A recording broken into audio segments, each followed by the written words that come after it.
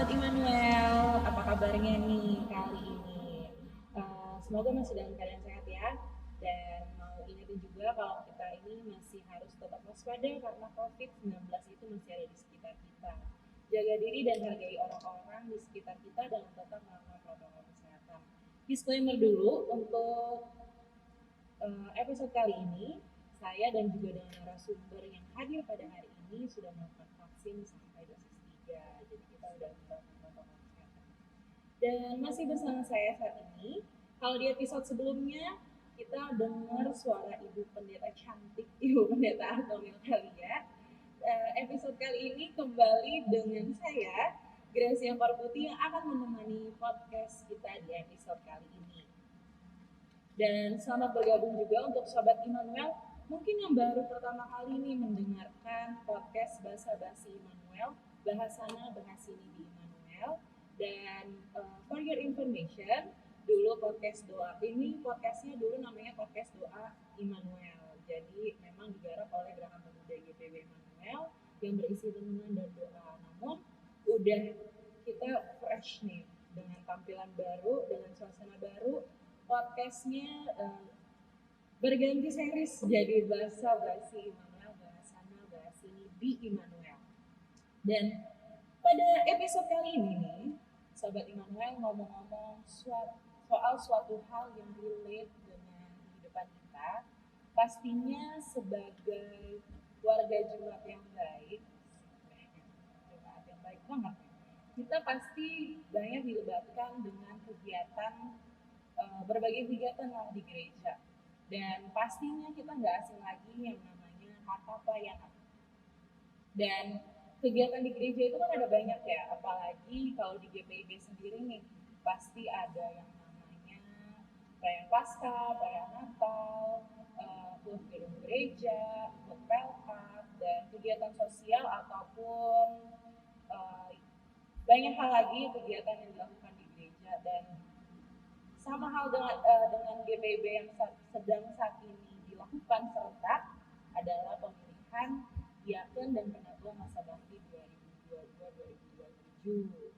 Dan pastinya dengan segala kegiatan yang ada dan dengan segala berbagai macam kegiatan yang digarap di gereja masing-masing, pasti kita membutuhkan sumber daya manusia. Maksudnya orang yang terlibat lah di dalam pelayanan itu supaya bisa berjalannya sebuah kegiatan pelayanan. Dan episode kali ini pastinya saya nggak sendirian. Gak mungkin sendirian karena sendirian itu gak asyik. Ada beberapa teman-teman pelayan, rekan-rekan sekolah saya pada malam hari ini. Say hello dulu. Pak Pendeta juga rekan sekalian. Mantap. Dan episode kali ini saya ditemani oleh rekan pelayan dari Pelkat. Boleh diperkenalkan dari sebelah sini mungkin? Oke, halo Kak Grace. Halo aku, halo Sobat Immanuel. Halo juga semua Sobat Immanuel. Nama saya Karin. Saya rekan sepelayanan Kak Grace di Pelkat Persekutuan Teruna. Salam kenal buat Karin. Ada ditemani sama Karin. Selanjutnya. Halo Sobat Immanuel, halo Kak Grace, halo Bapak Pendeta dan Kak Karin. Perkenalkan, aku Mariana, atau bisa disebut dipanggilnya Bunda Mari. Aku pelayanan di Pelkat Pelayanan Anak IPB Immanuel DKI Jakarta. Rekan pelayanan saya satu lagi dari seberang meja saya boleh. Halo Kak Grace, Kak Karin dan Bunda Mari, selamat malam. Selamat malam ya Sobat Immanuel. Ya, kembali ketemu lagi ya dengan Pendeta Persang. Pastinya harus ada Pak Pendeta Ruben Persang yang menemani kita di setiap episodenya. Dan pada episode kali ini kita mau membahas apa sih dengan kehadiran dari rekan-rekan pelayanan saya pada malam hari ini. Dan episode kita kali ini kita membahas topiknya adalah 4L. Apa sih 4L? Lo lagi. Nah, kira-kira Sobat Immanuel yang mendengarkan ini ada nih yang ngerasa relate apa enggak? Kalau ada yang merasa relate, so stay tune dan kita akan mengulas dan ngobrol-ngobrol santai di episode kali ini dan tetap di Bahasana Bahas ini di Immanuel.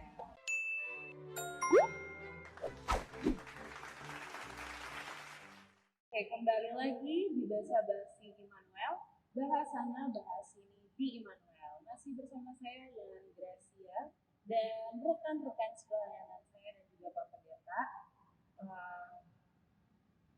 Tadi udah disinggung di sebelumnya kalau non hari ini kita nggak juga ngebahas tentang pelayanan. L lo lagi.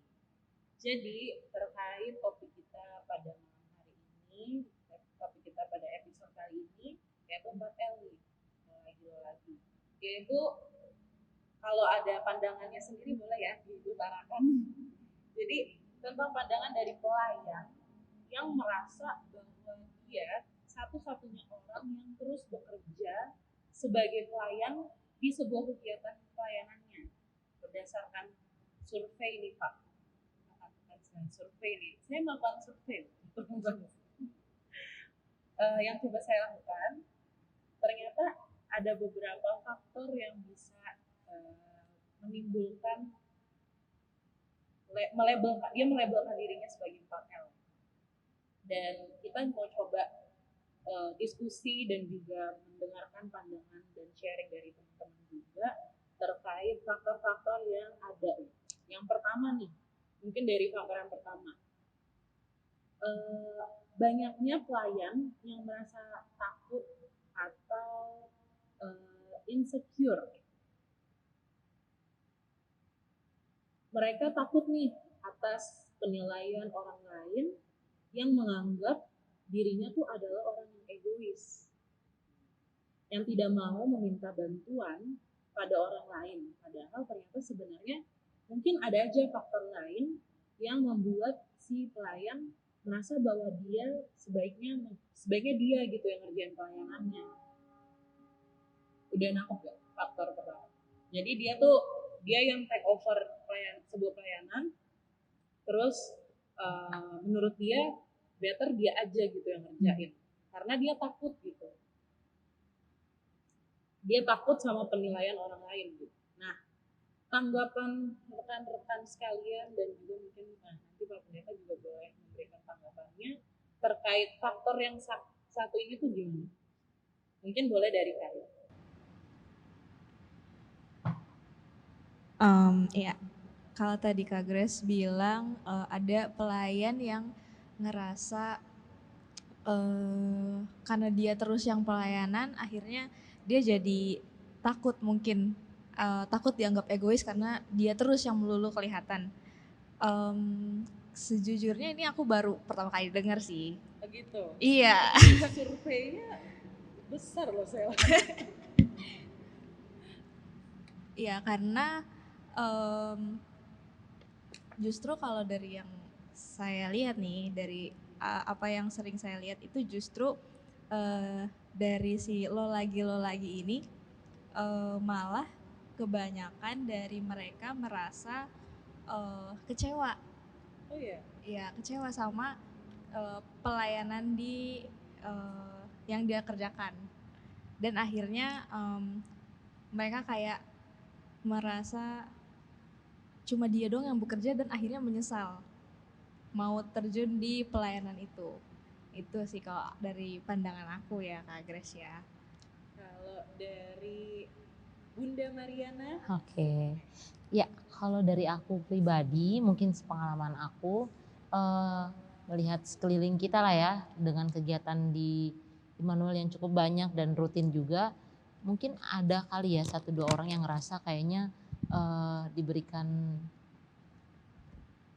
tanggung jawab dan ngerasa takut gagal nih, takut tidak memuaskan, jadi suka ngejudge diri sendiri kayak aduh kayaknya pelayananku atau pelayanan gue nggak maksimal nih. Tapi kalau misalnya dari yang pertanyaan Kak Grace itu mungkin ada kali ya di Immanuel, tapi mungkin kita nggak bisa sebut nama, mungkin aku pribadi lah ya suka ngerasa kayak gitu.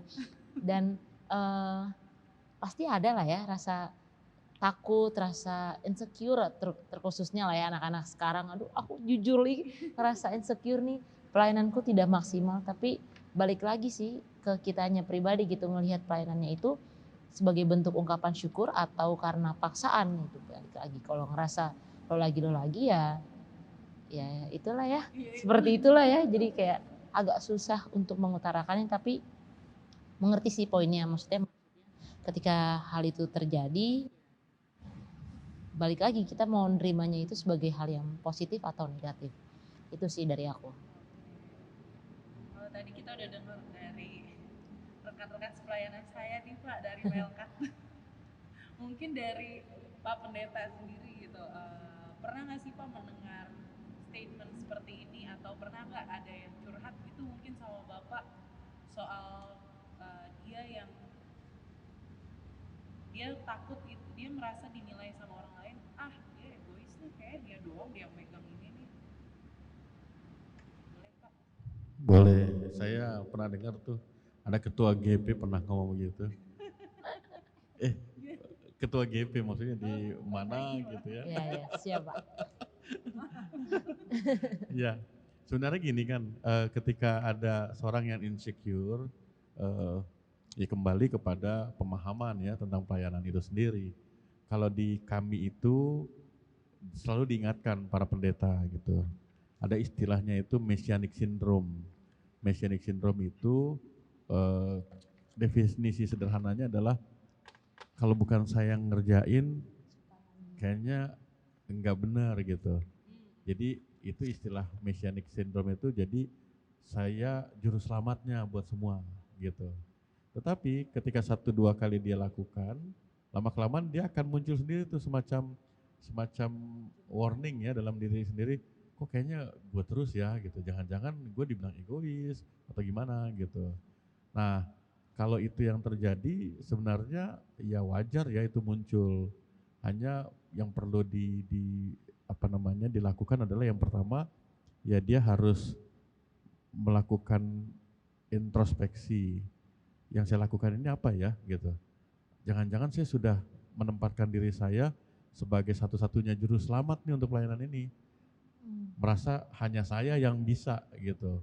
Terus kemudian yang kedua, ya introspeksinya adalah sekaligus memperbaiki pemahaman, yang namanya pelayanan harusnya sih nggak perlu ada ketakutan gitu. Kenapa? Karena kan pelayanan itu kan memberi gitu ya, memberi bukan karena kelebihan gitu ya, tapi karena saya tahu ada kesempatan nih yang Tuhan berikan gitu. Jadi bukan karena saya hebat, bukan karena apa. Kekurangan pasti ada, nggak ada pelayanan yang sempurna gitu. Jadi ketika dia tahu bahwa oh ya saya bukan satu-satunya, maka kalau ada kesempatan melayani saya berikan yang terbaik. Begitu. Maaf Pak, tadi saya baru dengar sindrom apa Pak tadi? Messianic. Ya, Messianic itu dari kata Mesias. Dia melabelkan diri juru selamat. Ya. Biasanya sih orang lain yang lihat. Orang penilaian. Kalau di kami pendeta tuh, saya pernah dapat nasihat dari pendeta senior, katakan begini, ingat loh, kalau kan pendeta GPIB itu kan satu periode 4 tahun atau 5 tahun. Kadang-kadang tuh pendeta kalau dia sudah rasa betul-betul dekat dengan jemaat, terus jemaatnya juga berinteraksi bagus, terus mulai menata, katakanlah misalnya ketika masuk amburadul gitu ya, terus dalam 4 tahun dia udah mulai menata gitu. Nah di ujung-ujung tuh ada perasaan, kalau bisa nggak usah pindah gitu. Nanti kalau memiliki ya Pak. itu dia. Nanti kalau pindah nanti gimana nih jemaat ini gitu. Padahal kan semua pendeta diperlengkapi dengan hal yang sama ya, panggilan dan perusahaan yang sama gitu. Soal misalnya saya sukanya dengan tempo musik rock begitu ya. Nanti pengganti saya musik nyinden begitu, ya itu gaya, itu style gitu. Tapi substansinya sebenarnya sama gitu. Kecenderungan itu sering ada pada pendeta gitu. Tapi kayaknya nggak cuma pendeta sih, mungkin di Pelkat juga pasti Ada yang merasa gitu. Mungkin ada pernah ngerasain yang ketakutan ketika dia harus membagi kerjanya, pelayanannya dengan rekan-rekannya yang lain, terus memiliki kekhawatiran yang sama gitu. Jadi, kalau gue oper bisa nggak ya? Pernah ngerasain nggak Rin? Pernah ya? karena Aku sih jujur pernah, aku pernah ngerasain seperti itu sih Mbak. Kayak ngerasain kalau worry gitu, mereka bisa nggak ya ngerjain apa yang gue kerjain gitu. Pernah ya? pernah Terus gimana ya mengatasinya?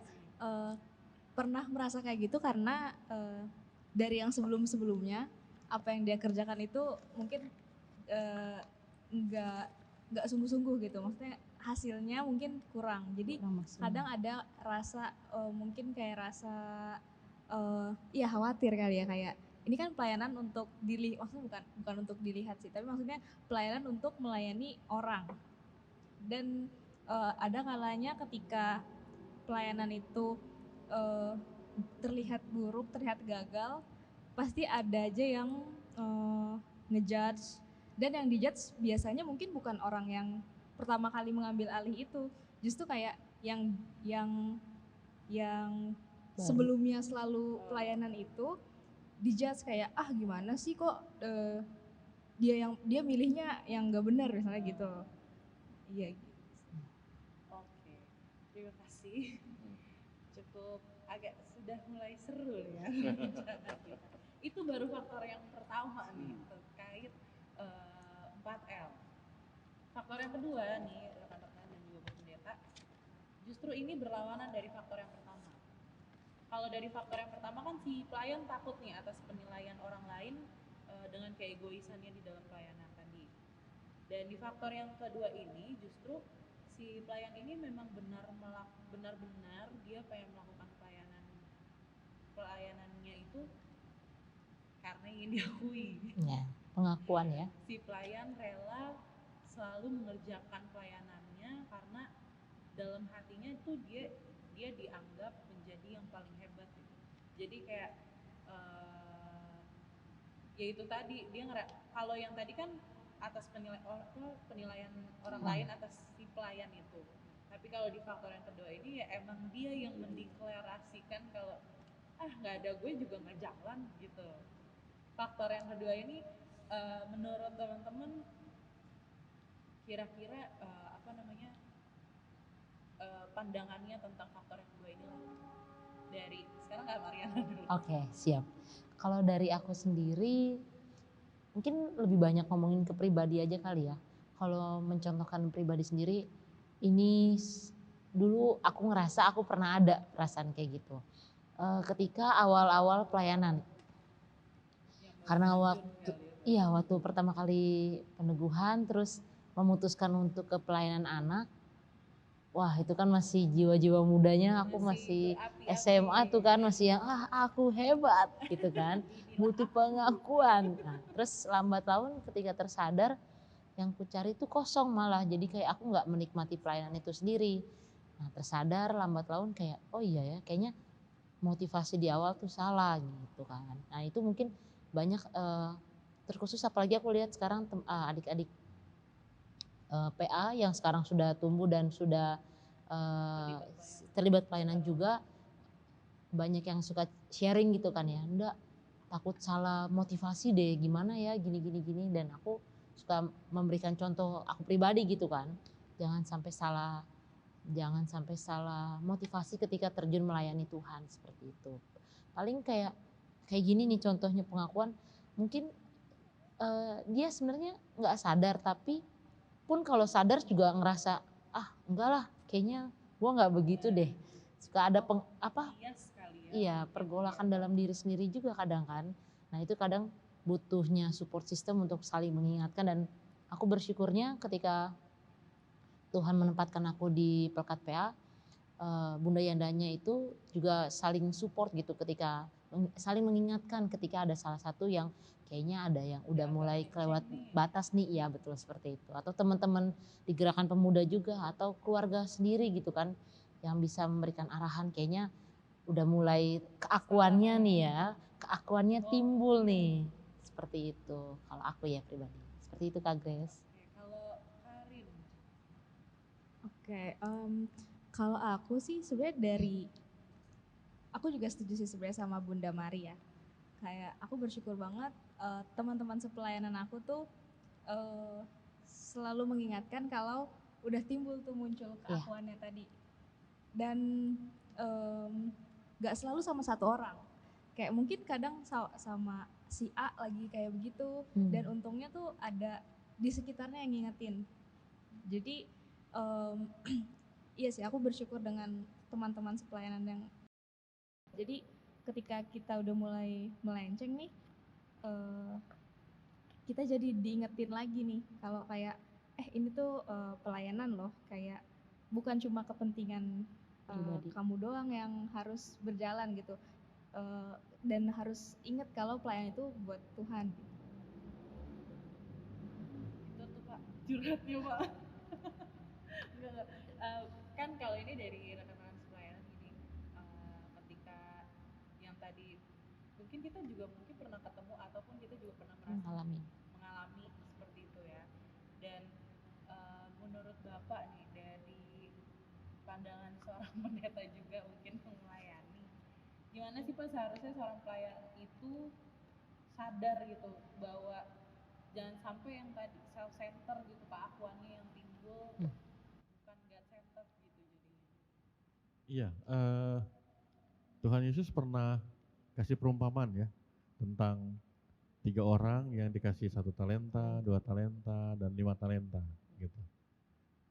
2 dan 5 tidak ada komen apa-apa, lalu mereka kerjakan, lalu dilipat gandakan gitu. Yang 1 punya komen, ketika di akhir ditanya gimana gitu. Yang 2 udah berlipat ganda, yang 5 juga, yang 1 bilang, Tuhan ini jahat gitu. Udah kasih, terus kasih tinggal, sekarang minta gitu. Nanti kan diambil juga sama Tuhan gitu. Nah, ada 2 hal di sana diungkapkan. Yang pertama soal kesetiaan sebenarnya, bahwa berapapun yang dipercayakan itu, ya Tuhan mau lihat kesetiaan, bukan soal jumlah, bukan soal jumlah. Kemudian yang kedua, di situ juga mau dilihat bahwa bagaimana ketika diberi kepercayaan itu, terus direspon dengan motivasi memberi yang terbaik gitu, memberi yang terbaik. Nah, sehingga dia punya senternya, itu yang tadi Gracia katakan, bukan dirinya, tapi siapa yang memberi pelayanan itu gitu. Dan harusnya itu ada ya, menjadi motivasi dasar dalam pelayanan. Pertama bahwa saya melayani ini karena Tuhan kasih percayaan, Tuhan kasih keistimewaan, bukan karena saya mampu, tapi ada kesempatan yang Tuhan berikan gitu. Karena kalau kita motivasinya sudah keliru, bukan tidak mungkin tuh yang tadi gitu ya, merasa bahwa saya hebat, hanya saya yang bisa lakukan, terus nanti muncul semacam kebutuhan untuk pengakuan. Nah, pelayanan ini kan bukan transaksional, dalam artian saya beri nanti saya akan mendapatkan gitu. Nah, termasuk juga ketika misalnya dalam melayani terus orang tidak mengakui, orang tidak misalnya khotbah atau cerita gitu ya, Kak Karin sama Kak Bunda Mari selesai IMPA atau IMPT, oh anak PT peluk Kak Karin, terima kasih ya Kak, oh, ceritanya bagus gitu, kan belum pernah ngalamin kayak gitu kan. Bunda Mari juga gitu kan, sampai wah peluk. Bunda Mari terima kasih ya. Ada nggak yang begitu? Nggak ada kan? Nggak ada. Terus juga pendeta misalnya khotbah, ucapan selamat hari Minggu di sana gitu, Pak Pendeta terima kasih gitu. Nah kalau orang motivasinya self center, ketika tidak ada itu, dia langsung tegang gitu kan. Ini orang-orang ini kok nggak ada yang salah nggak, atau ini orang-orang kok nggak berterima kasih ya gitu.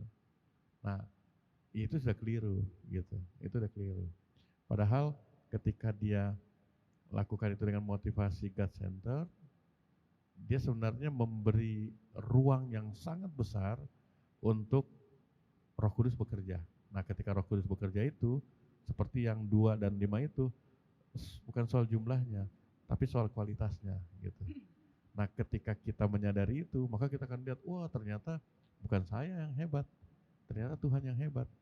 Saya kan dalam berapa kali khotbah kan saya bilang begini, bukan soal berapa orang nih teruna yang dilayani sama Kak Karin atau berapa anak PA yang dilayani, tapi ketika Kak Karin, Bunda Mari melayani, ya ini kesempatan yang Tuhan berikan, dipersiapkan dengan baik.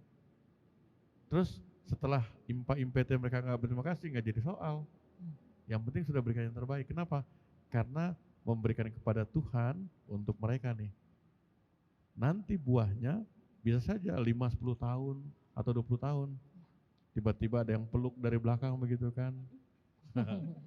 Atau tiba-tiba ada kiriman paket gitu, terima kasih Kak Karin, masih ingat gak 20 tahun lalu? Pasti nggak ingat kan kita kan?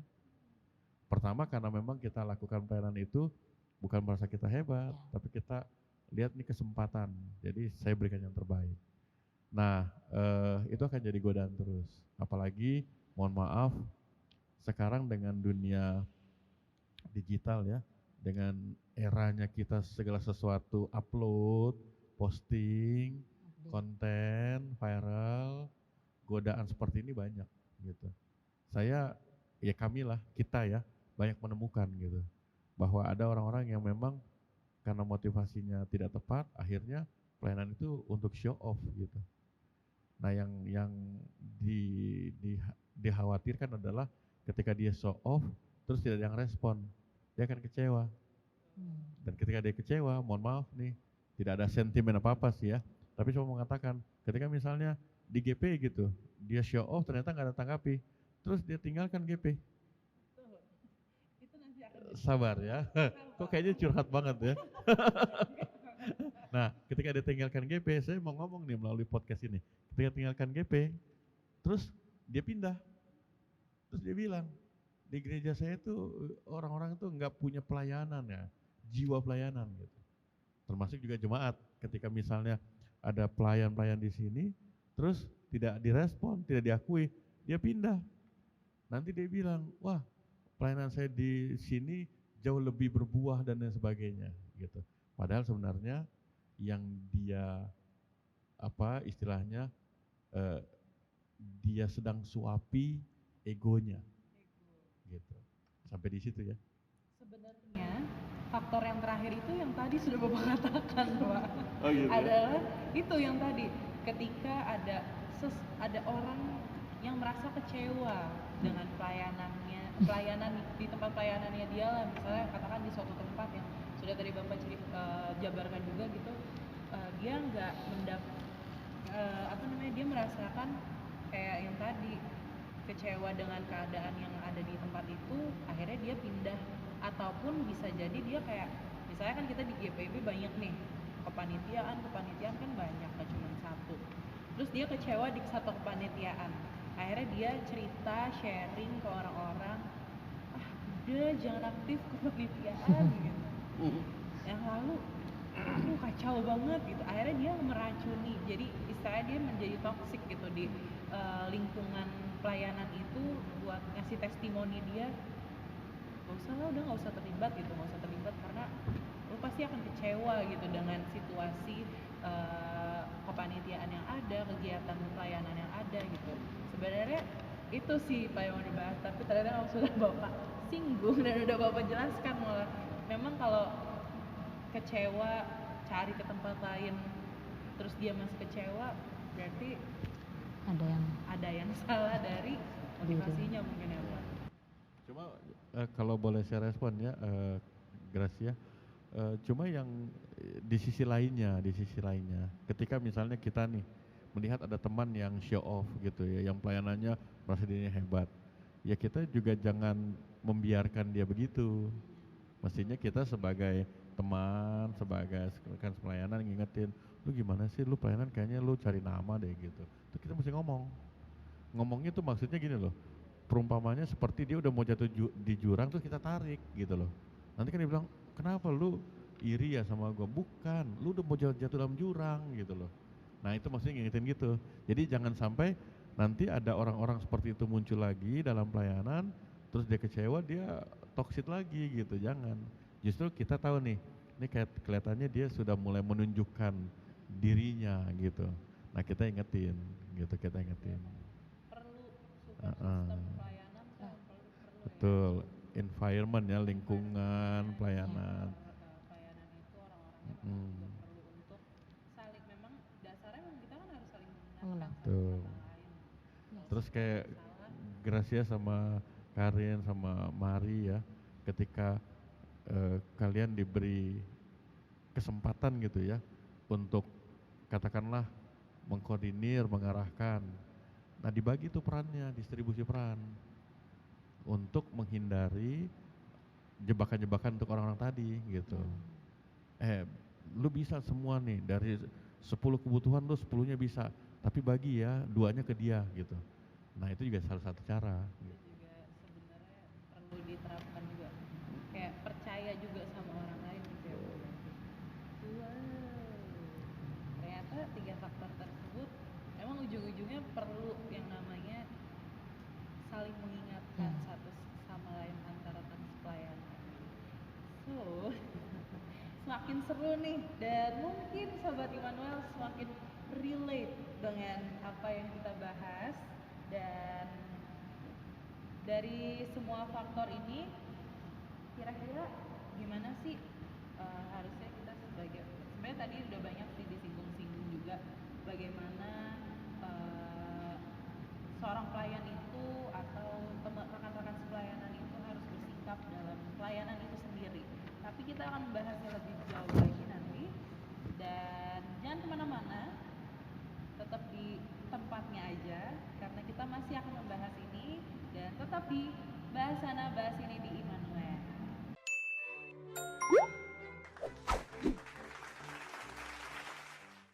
Halo Sobat Immanuel, nah masih di basa-basi Immanuel, bahas sana bahas ini di Immanuel. Back to topik kita nih. Sebelumnya kan tadi kita udah dengar faktor-faktor yang mempengaruhi seseorang melabelkan dirinya itu 4L di pelayanan. Dan pada segmen kali ini kita mau tanya-tanya juga nih. Tadi sih sebenarnya udah tanya-tanya ya. Mau saling tanya lagi ke teman-teman yang ada di sini dan juga Pak Pendeta. Oke. Saya pernah membaca satu, kalau tadi kan Bapak bilang kita apalagi di dunia digital sekarang saat ini mesti bijak nih, apalagi dalam share sesuatu atau share tentang renungan maybe ya. Nggak tahu ini salah apa benar, cuman tadi kayaknya nyambung dari pembahasan kita yang di awal nih, kalau bisa aja seorang pelayan itu merasa dirinya juru selamat di dalam pelayanan itu. Nah, saya pernah lihat satu postingan itu nulisnya gini, jangan jadikan pelayanan itu berhala. Pas saya pertama kali ngebaca itu juga saya, waduh, apakah saya juga menjadikan pelayanan berhala? Jadi kayak melihat, gue gini gak ya gitu. Pas saya baca-baca, ternyata tuh kalau kita melihat dari arti berhala itu sendiri kan kayak sesuatu yang kita fokuskan gitu di dalam hati kita kan, kayak hal-hal yang lain di dalam hati kita tuh gak kita hiraukan, tapi kita terfokus sama satu ini. Harusnya kan kita terfokus sama Tuhan.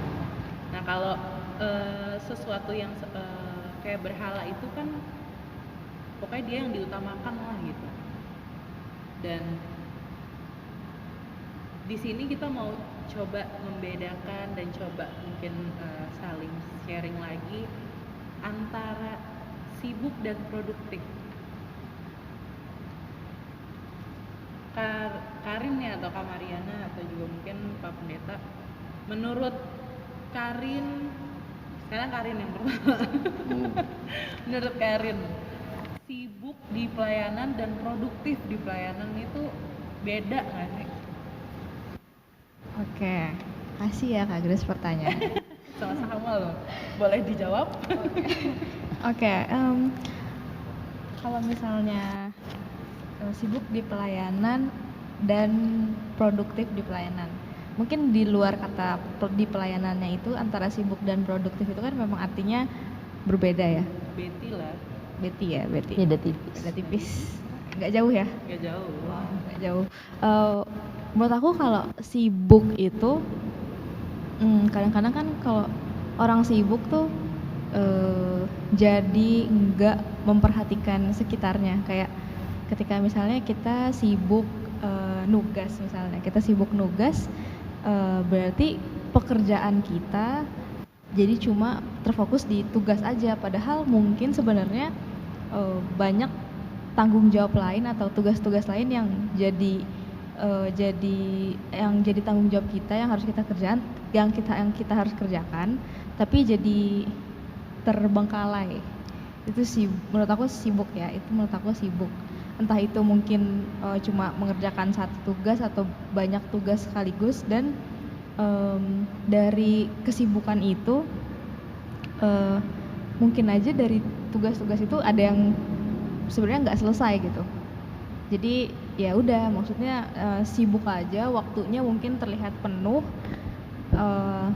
tapi mungkin nggak efektif atau nggak selesai pekerjaannya.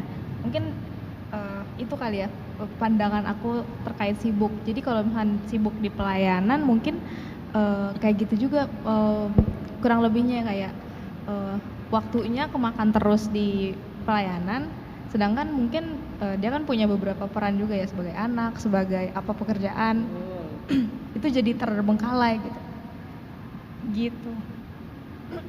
Tanya dong. Nah kalau menurut Bunda Lari Oke. gimana? Kalau Makasih loh Kak Grace, langsung makasih ya. dioper passing jauh langsung ya. Passing. Mariana. Oke, kalau dari aku antara sibuk atau produktif di pelayanan itu emang mungkin beda-beda tipis kali ya. Tapi mungkin kalau pandangan sibuknya itu merasa kayak ya udah gue sibukin diri gue aja nih. Tapi lupa bener yang tadi Kak Karin bilang, bahwa ada tugas dan peranan lain yang harus dia lakukan.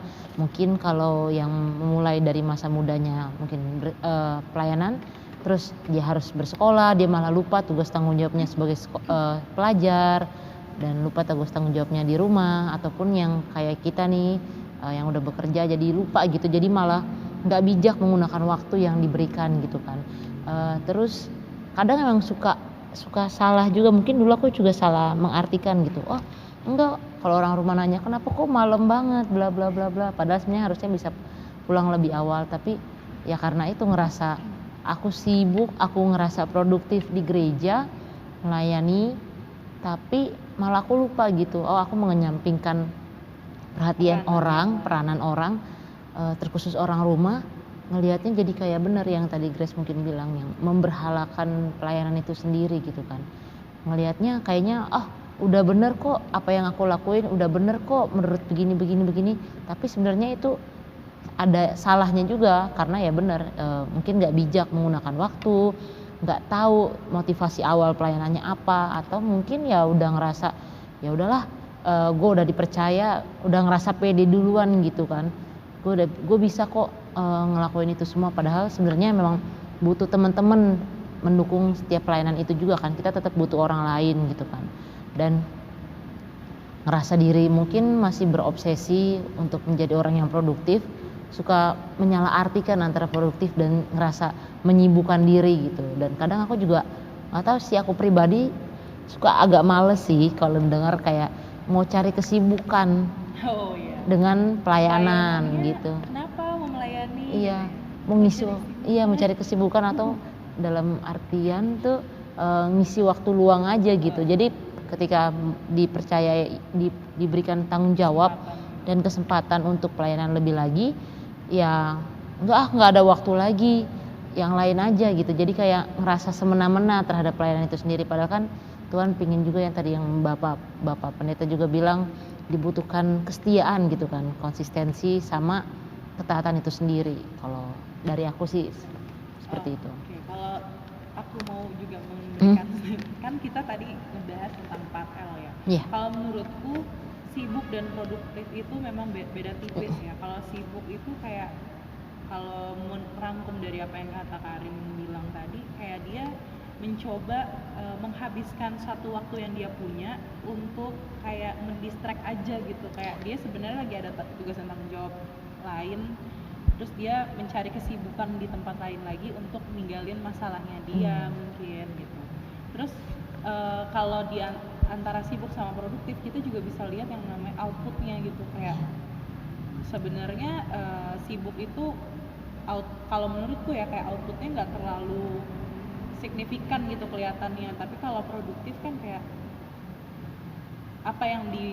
apa yang dikerjakan ada impactnya mungkin, Iya, betul.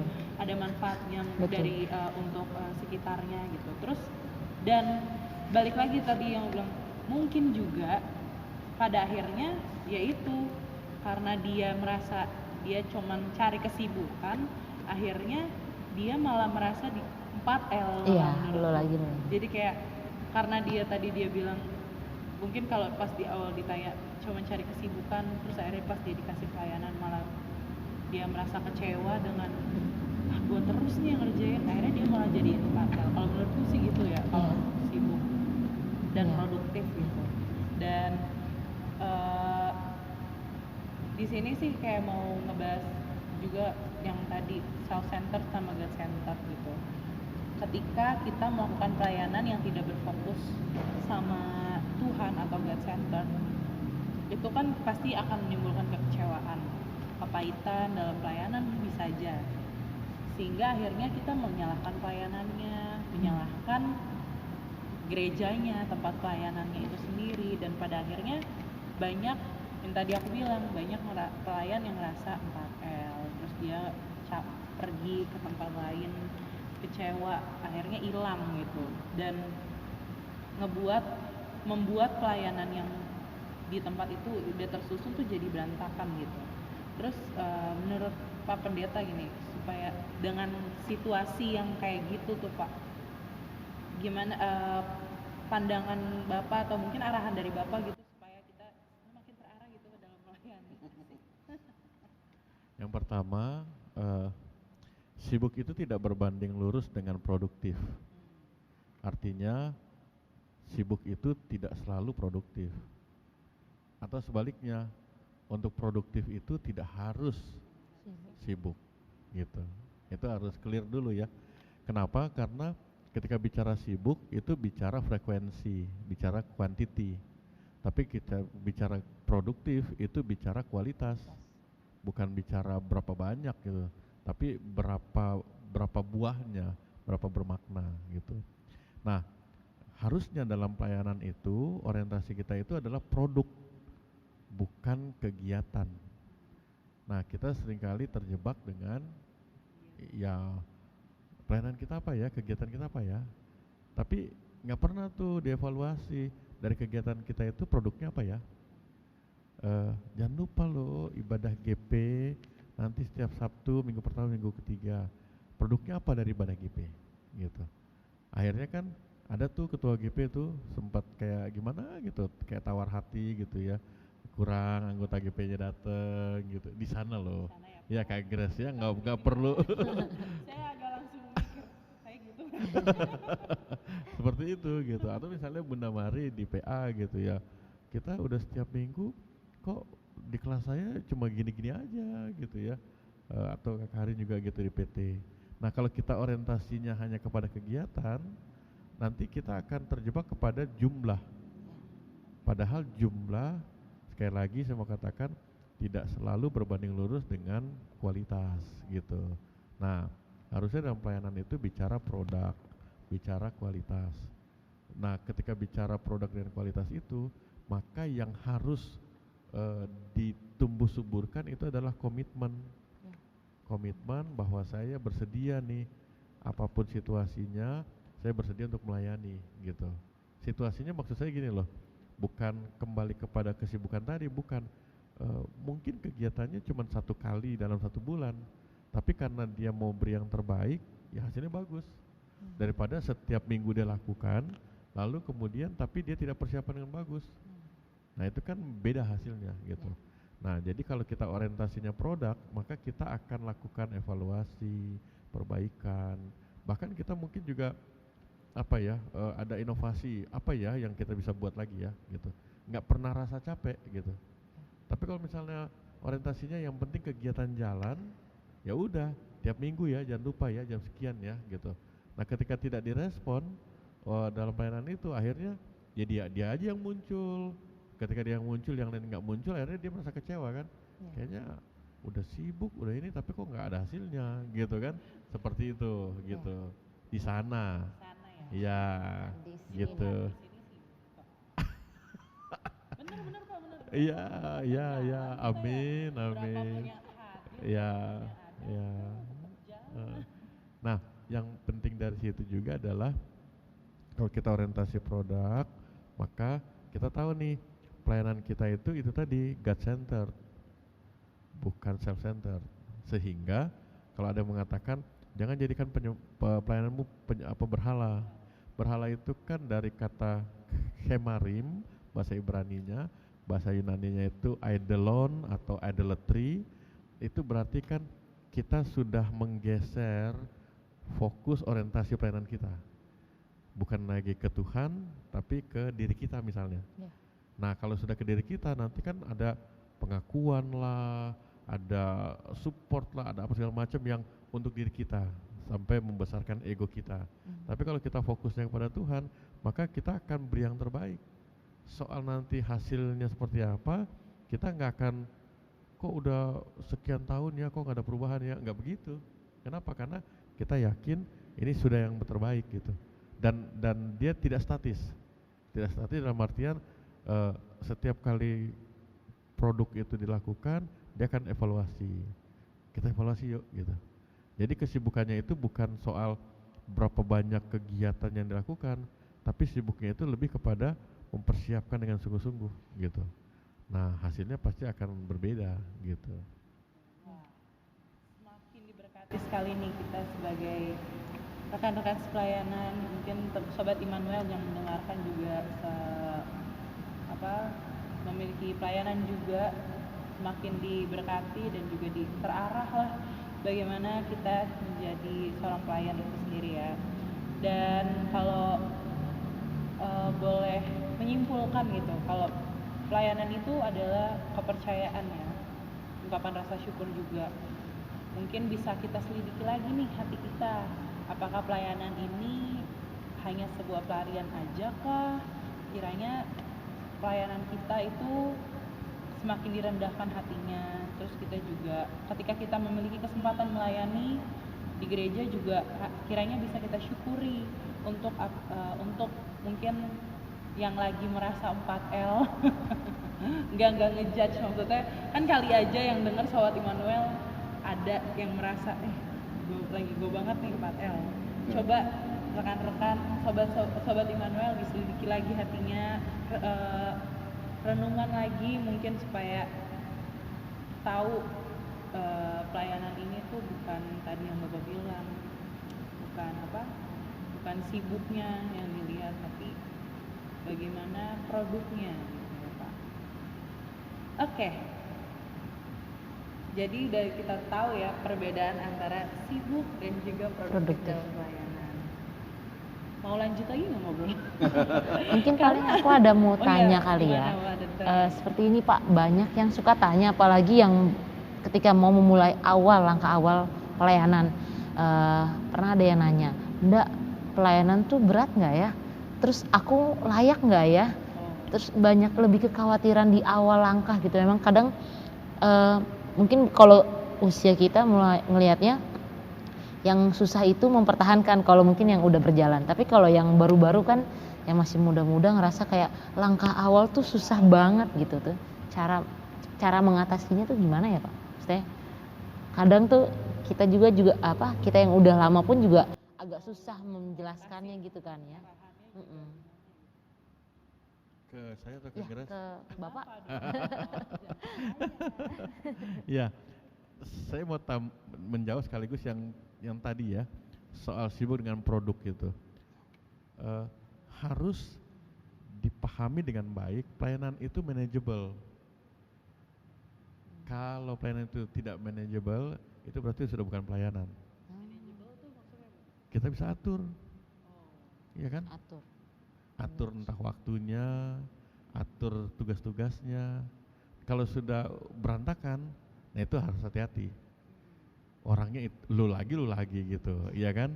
Nah itu harus hati-hati gitu.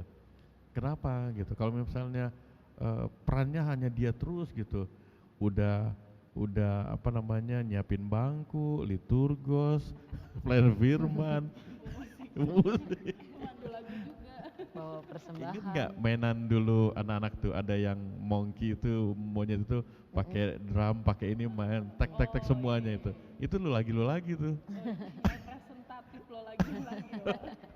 Ya. Nah, ke Bunda Mari tadi untuk memulai sesuatu itu maka dia akan lihat role model. Biasanya yang memberatkan itu adalah ketika ada image atau ada apalah ya seperti tadi ada entah itu toxic atau apa yang dia terima gitu. Nah, yang harus dilakukan adalah untuk kita-kita yang sudah ada dalam pelayanan itu ya kita share gitu loh bahwa ini loh pelayanan, kita kasih informasi makanan yang sehat. Dalam arti pertama motivasi lu apa melayani gitu. Kalau lo melayani cuman mau ada pengakuan, oh gua ada di gereja nih, gue juga bisa aktif. Wah, itu mesti dikoreksi. Misalnya itu yang pertama. Jadi makanan sehat itu kan tidak selalu gurih kan, gitu. Kemudian yang kedua, dikasih tahu juga, lo pelayanan itu kira-kira udah tahu nggak karunianya di mana, talentanya di mana, gitu. Jangan masuk pelayanan ini gerasa gerusu apa aja gitu kan, nyanyi nafas aja fales gitu misalnya.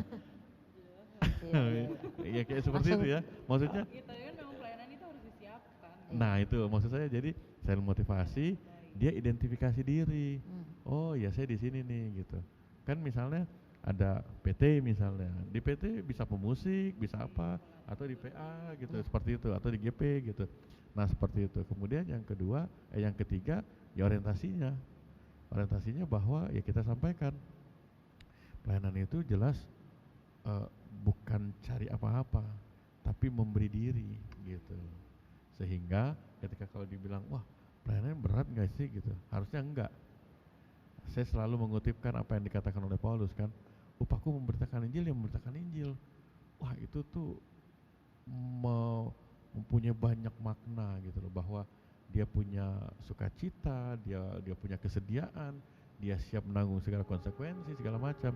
Sehingga saya terkoreksi ya kalau ada orang bilang begini, misalnya kita kenal almarhum Pak Pendeta Rufiwane gitu ya, ya kita berdoa supaya nanti ada Rufiwane berikutnya.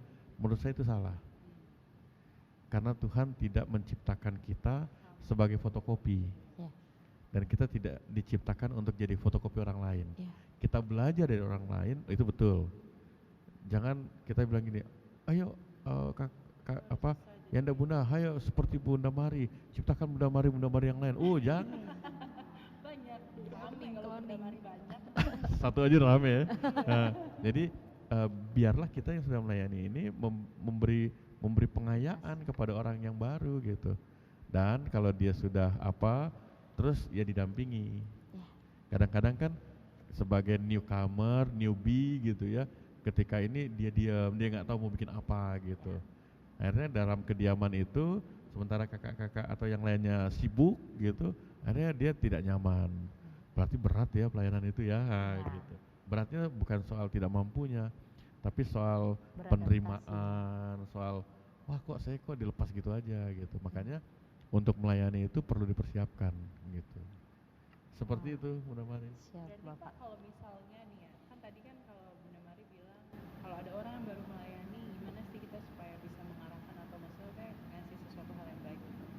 Tapi salah juga nggak sih kalau kan kita pasti nggak mungkin dong di pelayanan itu smooth aja gitu, enak-enaknya aja gitu. Terus kita kasih pandangan, tapi ada aja pasti yang bikin nggak enaknya gitu di pelayanan.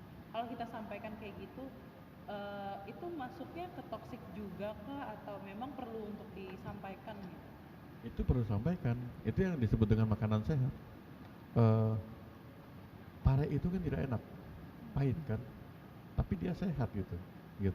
Kita perlu juga untuk makan somai yang enak, itu ada kolnya, ada tahunya, ada parenya juga. Jangan makan somainya aja. Itunya. Ayo gitu. Nah seperti itu gitu. Jadi perlu. Cuma itu tadi, jangan itu kita sampaikan kan sama seperti seorang anak, kata Paulus kan bilang begini, kamu udah waktunya makan makanan keras, nggak hanya minum susu lagi gitu. Jadi ketika untuk yang baru mulai ya berikan susu. Nanti kalau kira-kira dari teman-teman pelayanan yang sudah, oh kelihatannya dia udah bisa nih. Mulai terlibat. Jadi jangan orang yang baru pelayanan langsung, oh oke, besok khotbah ya. Oh langsung Shock. Iya. tesnya langsung positif tuh. Kan gitu. Iya, kaget ya. Jadi memang perlu juga bertahap. Hal yang sama kan juga berlaku misalnya di apa namanya diaken dan penatua gitu, diberikan materi bina dan lain sebagainya, dipersiapkan begitu. Jadi tidak natural, oh saya sudah 2 kali diaken besok penatua, enggak, berproses gitu. Dan situlah tugasnya kalau misalnya untuk anggota majelis, ya pendeta melihat itu.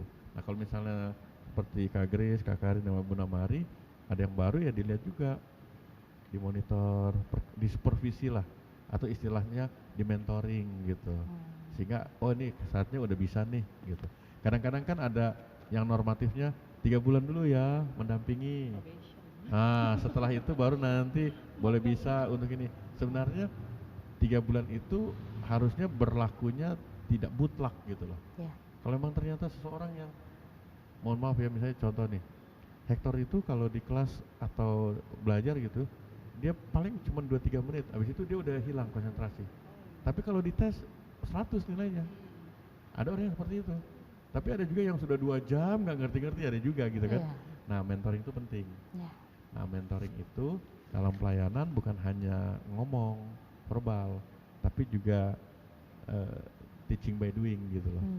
Kasih contoh. Berarti buat para pelayan yang lama ya jangan lelah gitu ya untuk mementoring kalau ada rekan sepelayanan yang baru join gitu. Bukan berarti di doktrin yang nggak enaknya terus gitu, tapi mentoring dan pengarahan dari kita pun juga perlu gitu. Jadi terima kasih. Karin ada yang mau ditanyakan mungkin? Terima kasih sudah ditanyakan ya Kak Grace. Oh ada. Ada. Nah, mungkin tadi kan Bapak bilang antara sibuk dan produktif. Kalau sibuk itu melihat frekuensi, dan tadi juga kita sudah tahu kalau sebagai seorang pelayan kita, dan mungkin saya gitu ya, saya kan juga punya tugas lain, tanggung jawab lain, dan mungkin pelayan-pelayan yang lain juga begitu gitu. Dan Bapak juga bilang seharusnya pelayanan itu manageable kan. Nah, bicara soal manageable itu dan tugas-tugas kita yang selain pelayanan, mungkin ini pertanyaan bodoh sih ya Pak, tapi mohon bimbingannya. Jangan Jadi, pesimis dulu. apakah kita harus melihat pelayanan itu mungkin gini, gimana kita harus mengatur prioritas gitu antara tugas-tugas kita dan pelayanan, apa yang harus diprioritaskan gitu Pak? Oke, saya mengangkat ya, bagaimana ketika Maria dengan Marta, ya kan? Maria ada duduk, bersimpuh, dengerin, sementara Marta bolak-balik, gitu. Sibuk juga, gitu. Dan kemudian akhirnya Marta protes kan, Tuhan ini tolong kasih tau Maria dong gitu. Dari tadi duduk aja gitu. Jadi kalau dari pertanyaan Kak Karin itu, ya itu tadi, yang satu milih pelayanan aja, yang satu milih urusan yang bukan pelayanan gitu. Nah jawaban Tuhan tidak bilang begini, Maria lebih baik, enggak, Marta lebih baik, enggak. Dua-duanya dihargai. Saya dapat insight ya tentang hal ini gitu ya.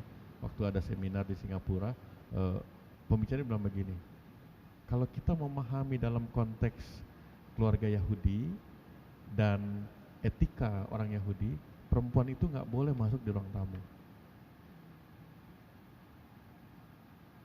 Ketika Maria ada di situ, dia sudah mengambil keputusan besar. Pelayanan itu harus dimulai dengan sebuah keputusan yang sadar, bukan ikut-ikutan. Sehingga ketika menentukan prioritas, dia sudah awali dengan keputusan. Kalau ikut-ikutan, bingung dia. Makanya Maria nggak bergeming. Ketika Marta bilang, itu tuh masak dong, gitu. Dia nggak bergeming. Kenapa? Karena dia udah ambil keputusan. Keputusannya apa? Dia ada di situ itu ada resiko orang-orang laki-laki Yahudi akan bilang, ih nggak sopan nih perempuan segala macam, tapi dia udah ambil keputusan itu, gitu. Nah, terus apakah Marta salah? Enggak juga, karena Marta juga mengambil keputusan. Apa keputusannya? Dia melayani tamu. Jadi yang mau dilihat dari Marta itu adalah bahwa pelayanan itu nggak bisa berdiri sendiri, nggak bisa berdiri sendiri. Kak Karin, Bunda Mari, Kak Gracia melayani, pokoknya yang penting saya ke gereja deh melayani gitu, nggak bisa. Perlu ada supporting system ya, ada keluarga, ada hal-hal yang lain gitu. Dan Marta mengambil bagian itu, gitu. Sehingga yang mau dikatakan begini, ketika kita bicara pelayanan, maka kita harus lihat nih, pelayanan itu kita mau bicara pelayanan yang betul-betul adalah pelayanan formal yang ada di gereja misalnya, entah itu sebagai pelayan PA atau PT, pengurus GP dan lain sebagainya, maka harusnya, atau sebagai anggota majelis jemaat, maka harusnya itu adalah sebuah keputusan, bukan sebuah ikut-ikutan. Jadi dia sudah memantapkan sikap hatinya, sehingga kalau dia sudah melakukan itu, maka dia akan berani untuk mengambil atau memilih ketika ada dihadapkan dengan prioritas tadi, gitu. Sama pertanyaan sederhana ya, ketika di Singapura itu kan ada komisi Maria Marta, isinya adalah TKW. Nah di gereja kan dikasih tahu harus berdoa, harus apa segala macam. Terus mereka punya ibadah khususnya mereka tuh di hari Minggu itu. Nah ketika ibadah, terus mereka tanya gini, Pak, tapi kami itu bangun tuh udah pagi banget gitu, udah bangun pagi banget, terus tidurnya udah paling lama gitu, kami udah kecapean untuk baca Alkitab segala macam. Nah terus ya disampaikan ke mereka, kalau sikap hati kita itu jelas bahwa kita tahu pentingnya kita membaca Alkitab, pentingnya kita untuk berdoa, mengawali hidup dan lain sebagainya dengan doa segala macam, maka kita tahu kalau kita di rumahnya atau di majikan itu bangunnya harus jam 4, ya kita bangun jam 4 kurang 10 menit gitu. Itu keputusan, sikap hati gitu. Nah apalagi bicara pelayanan kan, pelayanan itu kan bukan hanya untuk diri sendiri tapi untuk orang lain juga gitu. Jadi seperti yang tadi pertanyaan Bunda Mari, ketika ada yang baru mau melayani, itu dikasih tahu gitu, diajak ngobrol lah gitu, soal motivasi, sehingga ketika nanti ya motivasinya sudah katakanlah jelas, lalu dikasih tahu nih realitas pelayanan seperti ini, tuntutan pelayanan seperti ini. Lalu kalau misalnya dia bilang, wah ternyata saya nggak bisa memenuhi semua ya, oke, yang bisa dipenuhi yang mana gitu. Kan Tuhan bilang 1, 2, dan 5. Kamu yang di mana nih? Di 1, atau di 2-nya, atau di 5, nggak apa-apa. Nah ini juga perlu untuk disampaikan kepada banyak orang ya, bahwa kadang-kadang ada disinformasi. Itu jadi PHM itu, wah rapat itu sampai jam 2 pagi gitu. Ini kan sudah, waduh ngeri banget gitu. Iya. Sehingga, stereotype betul. Sehingga ketika misalnya ada anggota majelis gitu ya, terus nanti pemilihan PHM, suaminya atau istrinya bilang, ingat loh, jangan mau jadi PHM. Kan gitu kan? Iya kan? Udah diancam-ancam begitu. Kenapa? Karena memang sudah ada informasi yang salah gitu kan. Terus misalnya jadi pelayan PT, pelayan PT itu begini loh gitu. Nah sebenarnya bicara prioritas itu kembali kepada informasinya. Kalau informasinya benar, dia akan tata. Oke, PT itu persiapannya hari ini, PA itu persiapannya hari ini. Kebutuhan seorang pelayan PA misalnya dengan PT perlu untuk mikirkan alat peraga gitu. Nah untuk begitu kapan ya gitu. Nah itu kan kita bisa membijaki, apalagi dengan zaman sekarang ya, ada apa namanya online dan lain sebagainya, sehingga prioritas itu akan sangat terbantu gitu. Betul. Istilahnya orang sederhana begini, kalau kita udah niat, ya kan, pasti kita bisa memilih. Tapi kalau niatnya tanggung, ya susah pilihan itu. Nah itu dia gitu. Saya pernah bilang begini, pelayanan itu repot gitu. Tapi ingat, Jangan kita bilang begini, wah pelayanan ngerepotin nih, susah nih gue milih salah satu gitu kan. Tapi ingat loh, Tuhan sudah mau repot untuk kita. Apa alasan kita untuk tidak mau repot kan gitu kan? Ya. Gitu kan. Wow. Makasih loh Pak, sangat Wow. menjawab. Tapi aku mau tambah satu lagi boleh ya Pak? Boleh ya Kak Grace? Ini prioritas juga nih. Iya, ngomong-ngomong prioritas dan tadi udah ada bersinggungan langsung klik gitu di isi kepalaku berkaitan dengan support system atau keluarga itu Pak.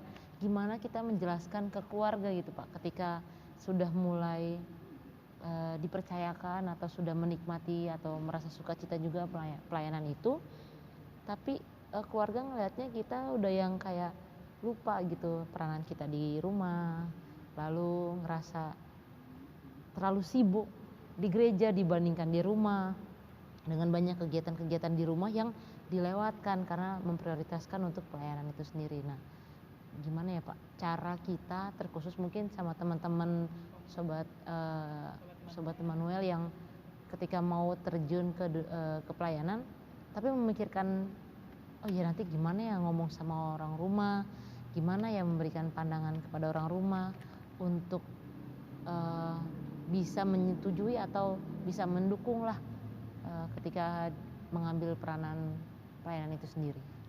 Itu sih Pak. Ini kalau pertanyaan ini udah gak 4L lagi nih. Oh iya, melebar ya. GLN. Apa tuh Pak? Gila lu Ndro. Aduh.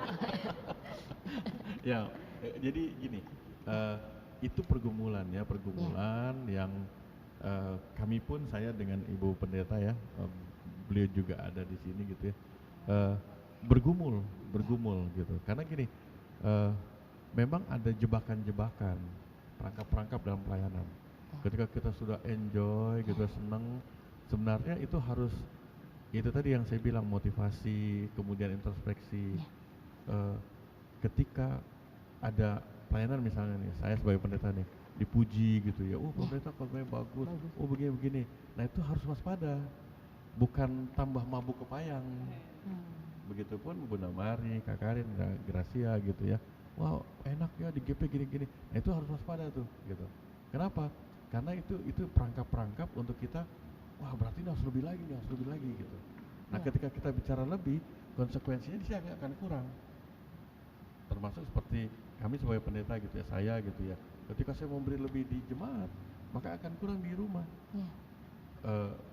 Berapa kali juga saya pernah singgung kan, guna apa kita dikenal, populer dalam pelayanan, ternyata di rumah enggak gitu loh. Padahal kan di rumah juga adalah bagian dari pelayanan itu, dia melekat gitu. Karena itu ketika kita melayani, maka pelayanan itu harus dilakukan dengan sadar, terukur, jelas. Kemudian jangan sampai terjebak dengan lu lagi, merasa hebat, orang lain nggak dikasih kesempatan, terus kemudian merasa sebagai juru selamat. Nah, kalau indikator-indikator itu kita pakai sebagai alat untuk memagari kita, mestinya sih tidak terjadi gitu. Kadang-kadang kan kita merasa cuman saya nih yang mampu, itu nggak bagus gitu. Tuhan sendiri kan mengutus 12 murid, mengutus 70 murid dan seterusnya untuk mengatakan, kan Petrus dan kawan-kawan itu lagi dibentuk, tapi Tuhan utus tuh 70. Pasti 12 ini bilang ngapain, kita kan masih ada nih gitu. Tapi dari situ sebenarnya Tuhan mau bilang, pelayanan ini harus dibagi nih, peran ini gitu, dan harus diciptakan pelayan-pelayan yang baru. Jangan, mohon maaf ya, misalnya Bunda Mari nih dari sekarang sampai nanti nini gitu, Bunda terus gitu. Jangan, mestinya ada yang lain, regenerasi gitu. Jangan sampai ada gap. Sekarang nih baru pemilihan, bersyukur misalnya kalau di satu jemaat paling tidak ada 30 atau 40% yang baru. Kenapa? Karena 30-40% ini dia akan mengisi untuk 5 tahun ke depan, dan akan terisi yang baru lagi. Tapi kalau misalnya hasil pemilihan di beberapa jemaat ternyata 90% sama, wah itu bahaya. Bahaya kenapa? Karena generasi yang tidak mengisi ini 5 tahun lagi udah nggak ada. Jauh, yang ada teruna atau PA, dan itu belum bisa mengisi. Iya. Itu artinya 90 itu akan mengisi untuk periode yang berikutnya. Nah yang PT dengan PA dia udah pergi lagi, nah ini dia kosong. Nah itu yang perlu untuk dijaga, waspadai ya, dicermati. Nah jadi ketika diberi kepercayaan pelayanan yang lebih di situ sebenarnya perlu untuk dibagi gitu. Saya Ibu Pendeta dulu ya waktu kami muda, walaupun sekarang masih tetap muda gitu ya, masih ya. Mantap. Jadi Sabtu hari Minggu itu bisa 5 kali loh. Wow. Bisa pelayanan ke sini mulai dari jam 6 pagi, jam 9, jam 12 ya. Waduh, keren banget. Dulu belum FB kan belum terlalu gitu ya. Kalau ada FB berarti udah penuh tuh satu hari itu gitu. Di sana sini. Di tempat ini. Tapi kemudian pertanyaannya, kami bertanya loh, untuk kita mana waktunya ya? Pernah waktu di Makassar kami sama-sama tugas, saya di Makassar, beliau di Pinerang, ketemu itu selama 4 tahun, kami hitung ketemunya itu cuma 1 tahun, 3 tahunnya di jemaat, pelayanan, atas nama pelayanan. Akhirnya kami ngomong berdua, terus ya sampai ya nangis gitu, sampai nangis, apa ini ya pelayanan gitu. Terus keluarga kita berantakan, dan mohon maaf ya, tidak sedikit kan keluarga pendeta yang anak-anaknya berantakan, ya kan? Iya, dan tidak sedikit juga anak-anak anggota jemaat yang berantakan juga gitu. Nah ini menjadi koreksi, apa memang begitu melayani Tuhan terus keluarga berantakan? Kan nggak boleh gitu. Giliran sama jemaat, shalom, apa kabar, adik baik ya, giliran di rumah berantem, wah nggak boleh gitu. Nah itu kan koreksi, saya sama Ibu Pendeta terus mengkoreksi diri gitu, terus menerus, nggak berhenti di satu fase aja terus gitu. Nah jadi harusnya itu sejalan. Makanya kan tadi saya ambil contoh Marta dan Maria gitu ya, itu harus sejalan gitu. Jadi kalau Bunda Mari dipercayakan misalnya nih periode berikut ketua PA gitu misalnya gitu ya, ya kan misalnya. Nah Bunda Mari sudah atur bagi peran dengan siapa yang sekretarisnya, siapa yang bendaharanya, anggotanya, diatur waktu persiapannya, diatur sehingga tugasnya bertambah tapi diatur, tidak mengurangi perhatian dan apa untuk di keluarga gitu. Jangan karena udah jadi ketua PA, wah nggak pulang-pulang, tidur bawa bantal di sini gitu kan, ya nggak begitu. Iya. Kira-kira gitu ya Bunda Maria. Siap. Terima kasih Bapak. Oke. Udah? Sudah. Ada lagi mungkin? Mantap, sudah malah jadi melebar pembahasan kita, tapi mantap sih, keren. Jadi emang Sobat Immanuel dan juga Mariana, Karin, kiranya apa yang kita bahas pada episode kali ini boleh menjadi berkat juga buat kita, buat Sobat Immanuel, dimanapun Sobat Immanuel berada.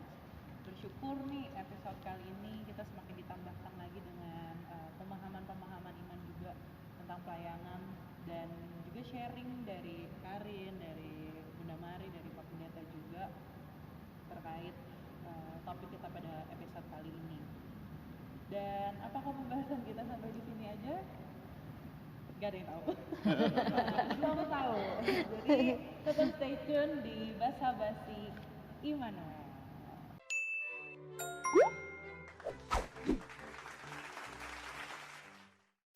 Sobat Immanuel, kalau tadi kita udah banyak dengar sharing dan juga pembahasan banyak tentang pelayanan nih dari narasumber kita yang hadir pada malam hari ini, pada episode kali ini, dan juga dari Pak Pendeta. Ternyata tiba saatnya kita ada di penghujung podcast pada episode kali ini. Jadi biasanya di penghujung podcast kita minta closing statement nih. Berarti boleh dong kasih closing statement dari Karin dan juga dari Kak Mariana dan juga dari Pak Pendeta terkait pembahasan kita pada episode kali ini. Dimulai dari Kak Mariana. Oke, dari aku ya. Kalau dari aku closing statement untuk 4L, lo lagi apa ya? Mungkin poinnya jangan patah semangat, terus semangat melayani walaupun nampak tidak didukung atau ngerasa insecure dengan ini dan lain hal, terus percaya Tuhan gak akan pernah biarin rumahnya kosong. Dan terus percaya juga ketika Tuhan menyediakan anak-anak yang baru, kita juga punya peranan penting untuk memberikan support, mentoring yang tadi Bapak sudah jelaskan, dan jangan ngerasa puas diri gitu, tetap harus rendahkan diri, rendahkan hati di hadapan Tuhan juga, dan terus bersemangat melayani, karena ya itu balik lagi, Tuhan gak akan pernah biarin rumahnya kosong. Itu dari aku. Terima kasih. Terima kasih Kak Mariana. Boleh ke Karin? Oke. Kalau dari aku sendiri, walaupun di sini aku ditulis sebagai narasumber, tapi aku belajar banyak ya sebenarnya dari podcast ini. Mungkin kalau dari aku, apa yang aku ambil dari podcast ini, pelayanan itu sikap hati sih. Tadi yang Bapak bilang sikap hati. Ketika kita mau mengambil sebuah pelayanan, itu kan akan menjadi maksudnya akan menjadi bukan tugas dan tanggung jawab, komitmen. Tapi kayak komitmen benar. Kayak komitmen, dan itu memang kita lakukan dengan sadar. Jadi ketika kita melihat ada rekan sepelayanan kita yang mungkin terjebak di 4L tadi yang udah kita bahas, kita mungkin sebagai yang udah mendengarkan podcast ini nih, yang tahu soal pelayanan adalah sikap hati, pelayanan adalah keputusan, mungkin boleh kembali mengingatkan. Dan satu lagi yang aku pelajarin, mungkin jangan lelah untuk self reflection kali ya, maksudnya refleksi terhadap diri sendiri, apakah ya introspeksi, apakah pelayanan kita benar-benar sikap hati kita terhadap Tuhan, atau jangan-jangan kita terjebak di 4L tadi. Begitu. Terima kasih banyak Karin. Boleh closing statement yang sangat close sekali. Bapak Pendeta Abraham Ruben Pensang, boleh? Baik, Graciana. Oh, Gracia. Kenapa Graciana ya? Harusnya. Pak Graciana tapi buat saya. Oh gitu ya. Ya. Kalau kita bicara tentang 4L, maka saya mau closing statement dengan 5K. Wow. 5K itu mulai dengan Kristus. Jadi kalau pelayanan itu jelas kita mulai dengan Kristus. Artinya role model kita, teladan kita, kata Paulus itu imitatio Christi. Ya, mengimitasi Kristus. Dan salah satu pesan yang sangat kuat, Tuhan Yesus katakan begini, anak manusia datang untuk melayani, bukan untuk dilayani. Wah, itu menggugurkan banyak hal tuh. Soal ego, soal pengakuan, soal apa segala macam gitu. Jadi dimulai dengan Kristus. Kemudian yang berikut, karena dimulai dengan Kristus, berarti kita harus punya komitmen, K yang kedua.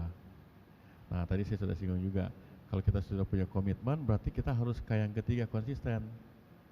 Ya dong, kalau misalnya kecepatannya 100 km per jam, ya dipertahankan di situ, konsisten gitu. Jangan karena ini itu yang tadinya nggak punya pacar, sekarang punya pacar. Wow, gitu kan? Ya. Langsung tamparan keras. Kayak gitu ya. Jadi Kristus, komitmen, konsisten. Lalu kalau tadi saya kasih contoh yang punya pacar terus gimana?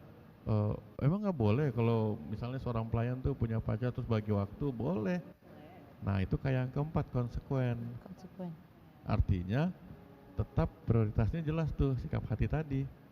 Kalau ada yang muncul baru di tengah perjalanan, ya dia harus menyesuaikan. Bukan yang ini yang disesuaikan kemudian jadi berantakan gitu. Karena itu tadi ya, bicara Kristus pusatnya, dasarnya, lalu komitmen, konsisten, lalu kemudian konsekuen. Terakhirnya apa? Terakhirnya K yang kelima adalah Kristus lagi. Bahwa semua pelayanan itu kembalikan untuk ya Paulus katakan, sebab segala sesuatu adalah dari Dia dan oleh Dia dan kepada Dia. bagi dialah kemuliaan sampai selama-lamanya. Jadi buat Kak Gracia, Kak Karin, Bunda Mari, dan semua pelayan-pelayan, juga Diaken Penatua, dan juga yang akan diteguhkan sebagai Diaken Penatua, dan yang akan juga jadi pengurus pelkat-pelkat yang di periode yang baru, maka ingat bahwa semua pelayanan itu mulai dengan Kristus tadi, gitu. Sehingga entah komitmen, konsisten, dan konsekuen itu bisa kita jalani. Dan itu semua kita kembalikan pada Dia. Begitu, terima kasih. Terima kasih sekali Kak Mariana, Semangat Karin, Pak Pendeta juga untuk waktunya, untuk sharingnya dan untuk closing statement yang tadi udah disampaikan pada episode kita kali ini. Dan seperti yang tadi sudah aku bilang, kita sudah ada di penghujung podcast kita pada kali ini. Tapi jangan sedih, karena podcast Basa Basi Immanuel ini akan tetap mengudara dan hadir dengan berbagai topik yang sangat memberkati pastinya. So, sekali lagi terima kasih. Kita akhiri. Dan juga saya, semua betul, bentar. Tenang, ada situ ya. ada dong. Skripnya ada, tenang. Ada ya? Jadi saya, Gracia, sebagai host di episode kali ini juga mohon maaf mungkin ada kata-kata yang salah, dan juga berterima kasih untuk semuanya, termasuk rekan-rekan yang ada di belakang layar. Mana suaranya? Wow, ramai sekali. Ada 20.000 rekan-rekan di belakang layar. Bercanda. Dan sampai ketemu lagi, dan jangan lupa didengerin terus. Kalau tadi Karin bilang, kita di sini belajar untuk tentang pelayanan. Tenang aja, podcast ini akan terus ada di Spotify dan juga di YouTube. Jadi Mas, buat yang lagi iseng-iseng boleh cari-cari di Spotify, namanya Basa Basi Immanuel, buat semakin dikuatkan lagi untuk pelayanannya. Jadi sampai ketemu lagi di episode selanjutnya. Dadah semuanya. Dadah.